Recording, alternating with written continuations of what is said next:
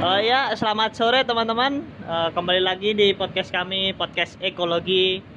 Di sini kita mau membahas kenapa sih nggak ada harimau di Indonesia bagian timur ya. Eh, Sebelum kita masuk ke pembahasan, kita perkenalan dulu. Saya sendiri Fasya Diraka dan teman saya ini sampingnya ada Bay, ada Julian, ada Bayu, sama Alvan. Untuk satu lagi teman saya itu tidak bisa hadir dikarenakan lagi di luar kota. Oke, baik. Karena topik kita hari ini tuh adalah kenapa harimau nggak ada di Indonesia bagian timur. Sebelum kita jauh-jauh ke mengapa harimau nggak ada di Indonesia bagian timur, kita tuh harus tahu dulu harimau tuh apa sih, ya kan? Jadi kita harus ngerti sejarahnya harimau tuh apa. Karena kan ada pepatah bilang tuh tak kenal maka tak sayang kan. Nah, kita harus kenalan dulu sama ini yang namanya harimau ya kan. Jadi untuk sejarah harimau sendiri ini bakalan dijelasin sama saudaraku nih, Fasa, silakan. Oh ya. Jadi kan kalian tahu kan harimau itu. Harimau itu dari bahasa Latinnya Panthera tigris. Nah, dia itu adalah salah satu spesies kucing yang gede itu, yang masih ada dan belum punah. Ada pula ciri-cirinya harimau yang seperti kalian lihat di hutan atau kebun safari. Dia tuh dari ciri-ciri loreng-loreng, hitam sama oranye, yang garisnya itu vertikal. Dan itu di bawahnya itu dari bagian perutnya warnanya putih. Harimau sendiri tuh merupakan puncak rantai makanan. Dia sendiri pun makannya daging seperti rusa atau babi hutan gitu. Dan harimau sendiri tuh hidupnya juga berdampingan gitu, masih sekelompok gitu untuk ya saling membantu untuk mencari makanannya. Dan for your information aja, bayi harimau itu masih bersama ibunya sampai sekitar 2 tahunan. Habis itu dia baru keluar sendiri ke hidup mandiri gitu. Jadi itu merupakan sejarah singkat dari harimau. Yang mana bisa ditangkap tuh harimau tuh ya spesies kucing. Cuma kucingnya tuh ya kucing besar gitu loh. Intinya kayak gitu. Untuk selebihnya nanti bisa kalian dengerin lagi, dan kalian ulang-ulang lagi.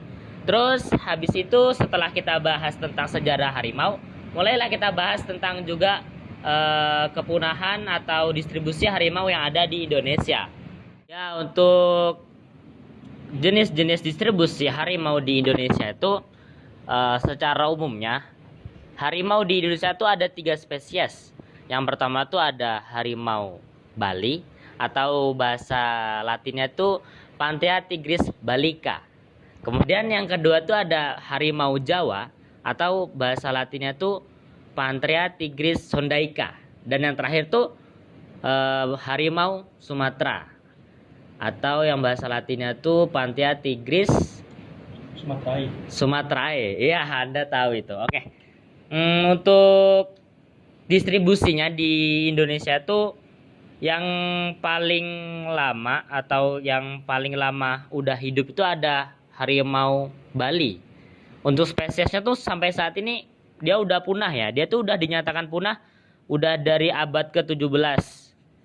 Dan dia tuh punah karena perburuan liar dan juga habitatnya yang hanya ada di Pulau Bali. Nah, jadi itu yang menyebabkan harimau Bali itu punah. Kemudian untuk yang kedua ada harimau Jawa. Nah, harimau Jawa ini juga udah punah sekitar tahun 1800-an. Yang menimbulkan harimau punah itu ya juga karena perburuan liar yang diakibatkan oleh manusia sendiri. Dan tapi ada informasi bahwa ditemukan spesies harimau Jawa tuh di Sukabumi kayaknya baru-baru tahun ini. Kemudian yang terakhir itu ada harimau Sumatera. Harimau Sumatera ini merupakan bukan salah satu ya, satu-satunya spesies harimau yang mana masih hidup dan belum punah. Nah, untuk jumlahnya sendiri itu sekitar 400-an dan spesiesnya itu hanya ada di harimau Sumatera. Saya kebalik jadinya nih. Terus untuk kenapa harimau nggak ada di Indonesia bagian timur. Kenapa tuh? Kenapa tuh? Ya, karena harimau sendiri dia memiliki habitat, ya habitatnya cuma di Sumatera, Jawa dan Bali. Selebihnya dia nggak bisa beradaptasi dengan lingkungannya kayak gitu. Itu untuk informasi singkatnya lah kenapa distribusi harimau di Indonesia tuh gimana. Terus untuk yang selanjutnya tuh ada wilayah biogeografi di Indonesia. Untuk yang menyampaikan ini tuh ada teman kita Fajri yang mana nanti dia akan datang sendiri ini Zub. Terima kasih teman-teman semuanya. Di sini saya akan menjelaskan sedikit tentang wilayah biogeografi Indonesia. Indonesia sebagai wilayah geopolitik meliputi wilayah Negara Kesatuan Republik Indonesia. Wilayahnya terbentang dari Sabang hingga Merauke dengan jumlah 34 provinsi. Namun jika dilihat dari sudut pandang biologi, wilayah Indonesia merupakan bagian terbesar dari wilayah yang sering disebut sebagai Malaysia atau Indomalaya. Wilayah ini meliputi seperti Sri Lanka, India, Thailand, Cina bagian selatan, Semenanjung Malaya, Filipina, Papua Nugini, Australia, hingga sampai Indonesia sendiri. Indonesia terletak pada dua wilayah biogeografi yaitu Oriental dan Australia. Wilayah biogeografi Oriental itu meliputi Indonesia bagian barat seperti Sumatera, Jawa, Kalimantan, dan Pulau Bali. Wilayah yang dikenal sebagai Sundalen ini pada masa lalu bersatu dengan daratan benua Asia.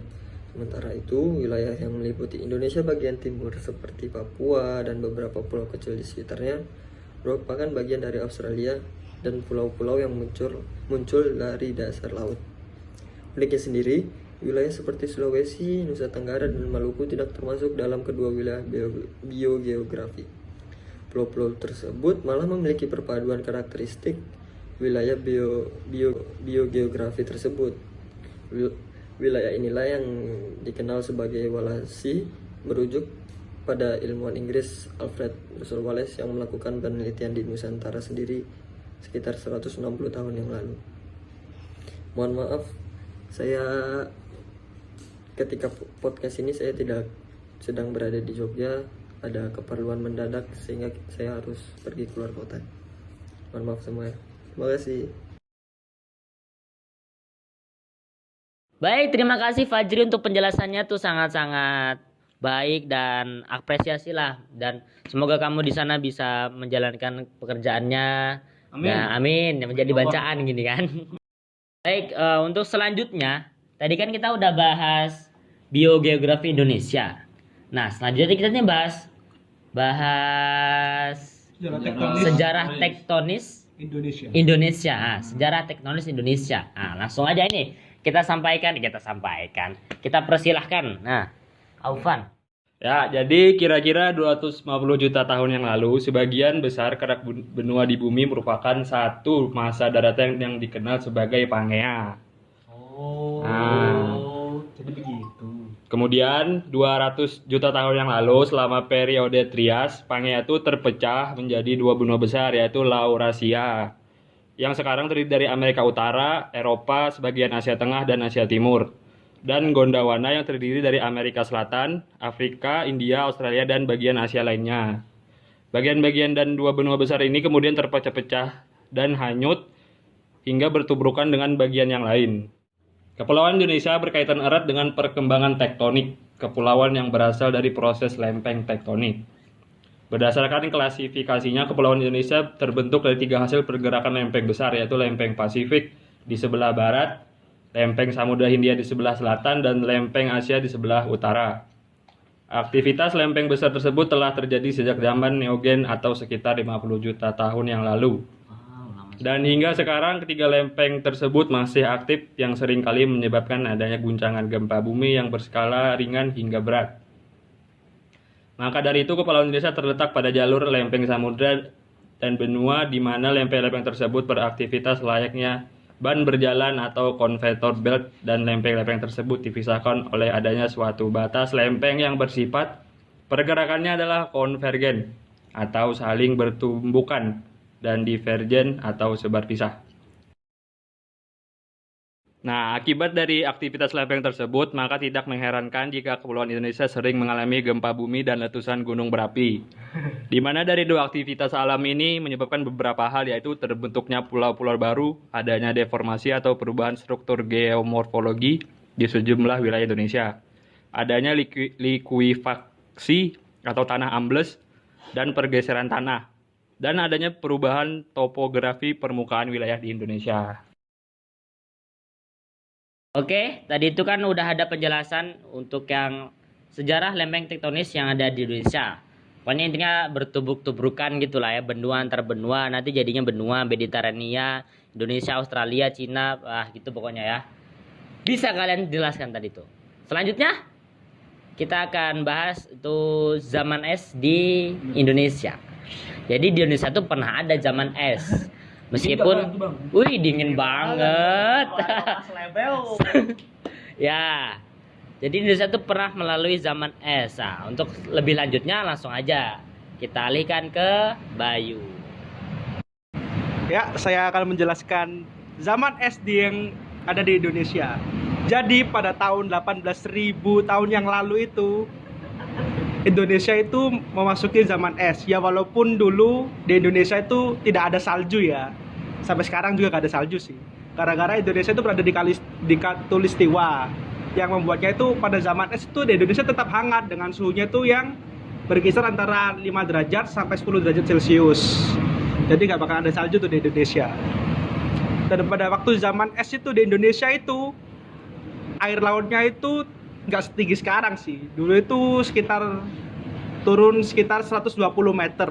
Jadi daratan di Indonesia yang seperti Pulau Sumatera, Pulau Kalimantan, Pulau Jawa, dan Bali itu gabung. Jadi kayak satu benua gitu, namanya Sundaland. Tapi walaupun zaman es 18.000 yang tahun itu, sebenarnya geografis Indonesia itu masih sama sih sampai sekarang. Sejak 3 juta sampai 10 juta tahun yang lalu. Nah, itu yang membuat harimau bisa ada di kepulauan yang sudah disebutkan tadi oleh sama saudara saya Fasa ini. Ya, seperti harimau Sumatera, harimau Jawa, dan harimau Bali. Itu karena harimaunya itu bisa bermigrasi dengan ya jalan aja gitu kan, daratannya kan masih jadi satu. Oh. Sekarang bisa, Bang? Sekarang sudah bisa. Ya jadi dulu waktu zaman es di Indonesia itu gara-gara daratannya jadi satu, jadi harimaunya itu bertempat di satu tempat gitu, dan akhirnya beradaptasi dan terus berevolusi sampai sekarang. Dan yang tersisanya harimau Sumatera sih sekarang. Ya sekian dari saya. Oke, jadi tadi tuh udah sampai ke pembahasan yang terakhir. Jadi kan ini tadi kita udah dari awal kan, kita bahas sejarah harimau, terus distribusi harimau, terus sejarah lempeng tektonik, zaman es. Nah itu tuh semua berkaitan dengan topik kita hari ini, yaitu mengapa harimau tuh nggak ada di Indonesia bagian timur. Nah untuk kesimpulannya, langsung aja ini ada teman kita nih yang mau menyampaikan kesimpulan apa aja yang udah kita bahas selama ini. Ayo. Baik teman-teman, harimau pertama kali muncul di Cina 3,2 juta tahun yang lalu. Dan pada zaman ini masih ada dua benua, belum ada benua seperti hari ini, masih ada dua benua Aceh. Yang pertama ada Laurasia dan Gondwana. Dan harimau pertama kali muncul di Laurasia. Dan nggak ada di Gondwana. Dan keduanya benua itu bisa berkembang sendiri flora dan floranya. Kemudian harimau berkembang di benua Laurasia. Dan saat terjadi pergerakan tektonik lempeng benua Gondwana tabrakan dengan benua Laurasia. Dan di tengah tabrakan ini terletak Indonesia sekarang. Dan bagian timur seperti Papua itu bagian dari Gondwana yang lama. Dan bagian barat seperti Java, Sumatera, Kalimantan, dan Bali itu berasal dari benua yang lama Laurasia. Dan yang di tengah-tengah seperti Sulawesi, Nusa Tenggara, dan Maluku itu diangkat dari laut saat tabrakan keduanya benua itu. Kemudian, ya, dan terjadi zaman es. Pada zaman es, permukaan air laut turun, dan karena bagian geowilayah barat berasal dari satu benua, seperti kedalaman air laut di tengahnya pulau-pulau tersebut tidak terlalu dalam. Kemudian pada zaman es, permukaan air laut turun 120 meter. Dan pada zaman ini, Pulau Sumatera, Java, Bali, dan Kalimantan bergabung dengan benua Asia. Dan pada zaman ini, harimau bisa jalan dari benua Asia daratan sampai Bali. Tapi di antara Bali dan Lombok ada perbatasan lempeng tektonik, dan oleh karena itu air di situ lebih dalam. Kemudian pada zaman es masih ada air di situ. Kemudian harimau saja bisa bergerak sampai Bali, tapi tidak lagi ke bagian timur. Dan ya, kemudian habis zaman es, permukaan air laut naik lagi, dan harimau masih ada di Java, Bali, dan Sumatera, dan di mana harimau berkembang sendiri dan menjadi subspesies sendiri sampai dipunah di Java dan di Bali. Ya, itu seperti kesimpulan dari hari ini tentang pertanyaan kenapa tidak ada harimau di bagian timur Indonesia. Terima kasih. Baik teman-teman, ya jadi itu kesimpulannya ya. Kenapa harimau tuh nggak ada di Indonesia bagian timur, oke? Jadi terima kasih teman-teman semua yang udah dengerin podcast kita. Kami mohon maaf apabila ada tutur kata yang tidak enak dan tidak berkenan di hati kalian semua. Terima kasih sudah menonton. Bye.